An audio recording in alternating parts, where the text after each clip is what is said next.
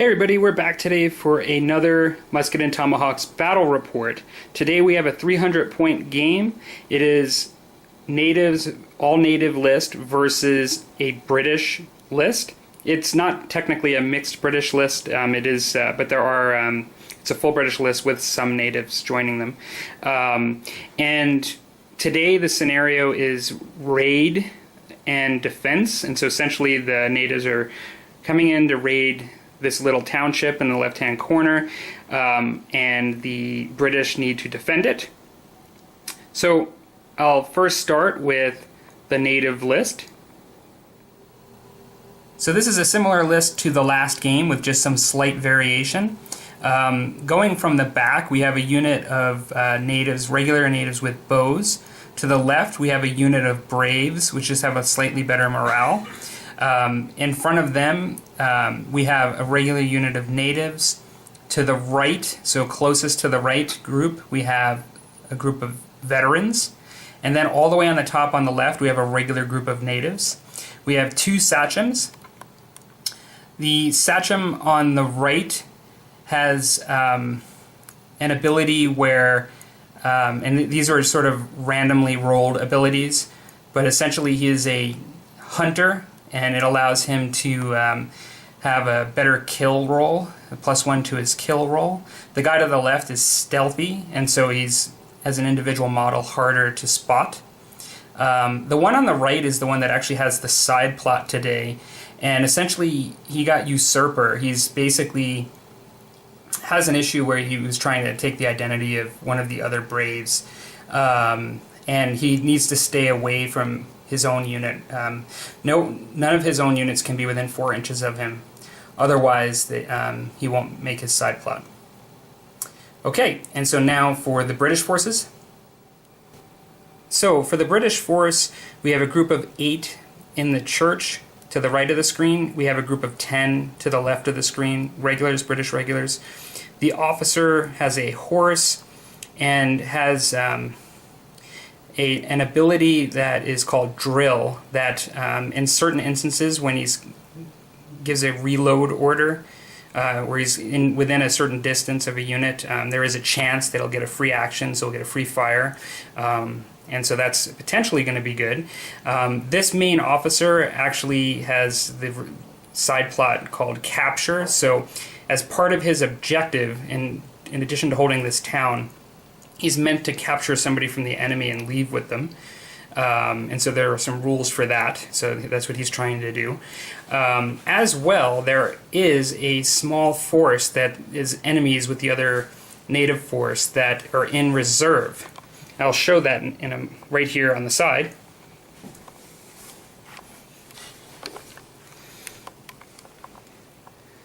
So in reserve, we have 2 units of regular natives, and the only thing special is that one of them is actually taken a canoe. And so this will be the first time on the channel that we've used boats that are actually in the rules, in the game. And then there's also a sachem, and the sachem has the guerrilla trait, but that is it. That's the only difference. And then also a rifle. He has a rifle rather than a regular musket. Okay, well, I will be back after round 1. Sorry everybody, I do need to mention a little bit more about deployment before we actually get to the end of the game. So I did have to roll reserves in the very beginning. The only way that I would end up getting my natives to come in on the first round is if I rolled a 1. And on 2 of the units I actually did roll a 1. So the boat is coming on right away. He's starting, as well as the sachem that I have is over here and is coming on right away over there. And so the only other piece that I needed to mention is that my opponent is deploying all of his units as hidden, including lots of dummy markers, because he has lots of units, as you saw. And so right now, despite the miniatures being on the table on the side, all of these papers are hidden units, including in the woods. I could have, because my boat is coming in on reserve, technically, and I just rolled really well, I could have actually brought it in over here, but because I'm kind of new with boats today, and because that would really, I don't want to complicate that, I just want to try the boating rules out, so I'm just bringing my boat in on my side and just utilizing the current, which we had rolled. And another thing I didn't mention is like it's calm waters today for the river, not a strong river. I rolled that, but we do have strong winds, and so for the strong winds, it will affect negatively my opponent's units that have bows, which is only 1 today.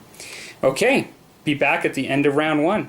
Hey everybody, we are at the end of round 1. Interesting things happening, but not anything that devastating as far as killing or mayhem. Just lots of positioning and various things. We did have a random event happen. We usually do, and I don't always include them in the battle report, and I'm trying to actually mention them. But we had a random event happen where a gun did just discharge friendly fire randomly, and it ended up being that within the church that the regular was at, a musket did discharge, but thankfully did not kill anyone or cause any injury. And so that happened in the church as they were getting excited of what was going on. The canoe did end up moving up towards sort of like the central area of the village to the right here. And so they're cruising along as well. The Sachem moved up through the woods to this point here. British regulars essentially moved up, broke out of firing line to reposition in a firing line up against this crop field. Over here, we still have hidden movement markers. They ended up coming to the edge of the woods, but then as the regulars moved up to the edge of the crop field, they decided to take a step back towards the end of the round, rather than starting to engage right then and there. We also have folks move through here, 3 units, and they were spotted by the Sachem, who then also spotted these 2 markers, which ended up being dummy markers. But we still have 1 marker that was out of range within the thickets here. Now you may wonder why it's out of range when there's units there. It has all to do with the positioning of that marker, and because it was in cover where these weren't, it was able to retain its hidden movement status. So these 2 are dummies. I left them there just for the purposes of the end of round report. The Sachem did fire on the group of regulars, or excuse me, veterans, and did make 1 kill. And they did actually hold fast and did not run or retreat or anything like that. And so that is the end of round 1, and now we're going into round 2. See you then. Hey everybody, so we are at the end of round 2. Game is still going on, because the defense scenario does allow the game to end at potentially when you roll. It's just difficult in the beginning, at the end of each round.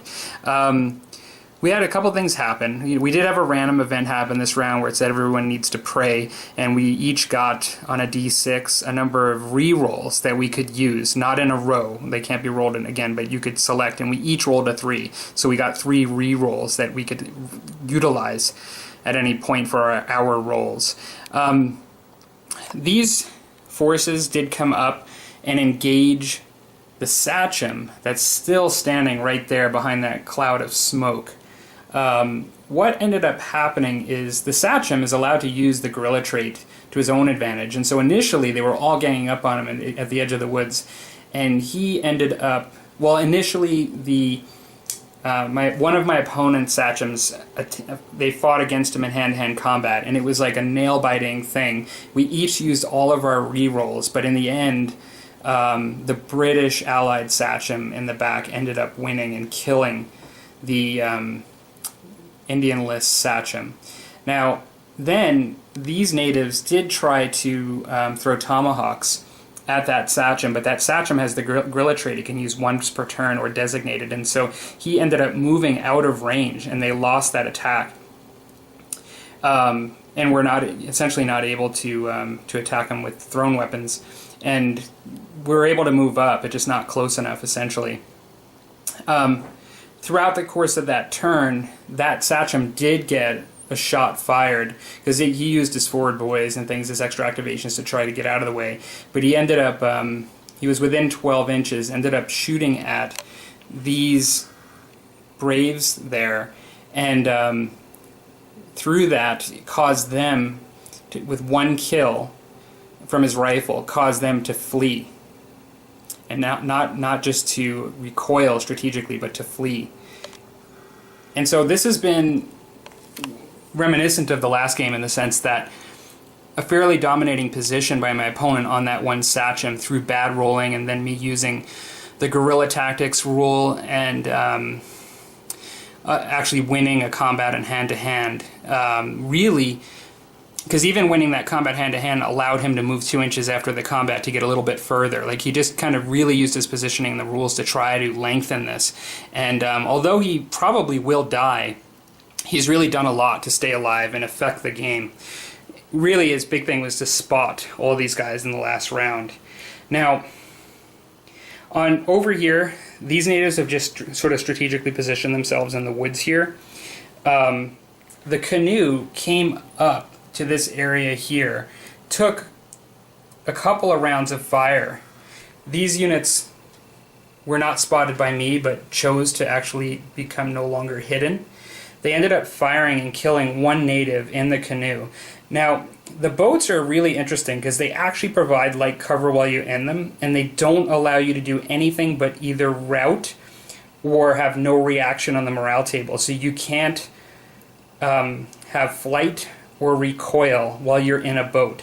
And so that's very advantageous, I found, for the natives. It was able to keep them around. So after a couple of rounds of firing, they really only lost one guy, and then they actually chose to leave the boat. My opponent had lots of their cards first for their natives, and I had 2 native cards afterwards, towards the end of the round, so they chose to actually get into this terrain and to abandon the canoe. So that's been really, really interesting. Another component here is we did have some fire from these natives here. They were up here towards the edge of this woods, and they fired upon the regulars and killed one of them.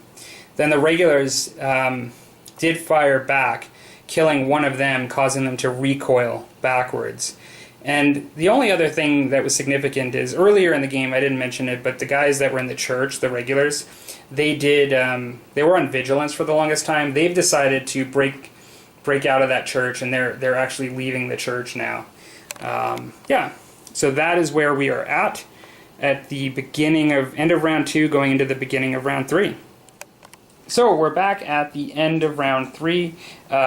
This round was bit of a mix, but I would say that the native list did pretty well.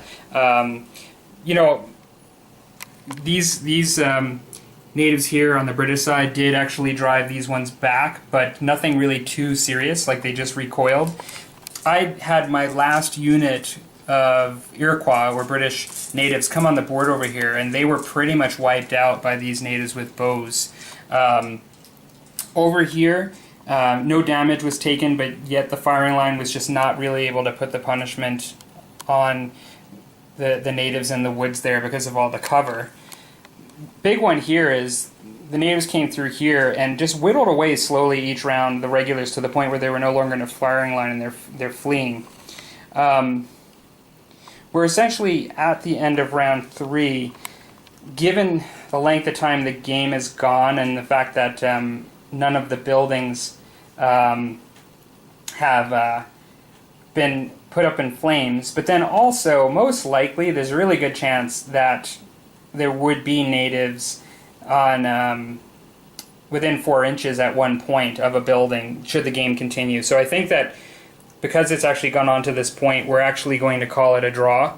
It really potentially could have went either way, but the game has just went on for a really long time. And so that's kind of where we're at. As far as the side plots go, my officer didn't capture another native and bring them off the table, but also his Sachem who was supposed to keep himself secret and not go within 4 inches of his men, did accidentally do that. And so there wasn't really a side plot that tipped the favor in this case. Lots of fun random events. Game was actually very interesting because we'd never used boats before. That did require us to look at the rules a bit more today, and it slowed the game down a bit. But we had a really fun game, actually. It actually was a really good battle. And so, yeah, so hope you enjoyed the battle report, and talk to you later.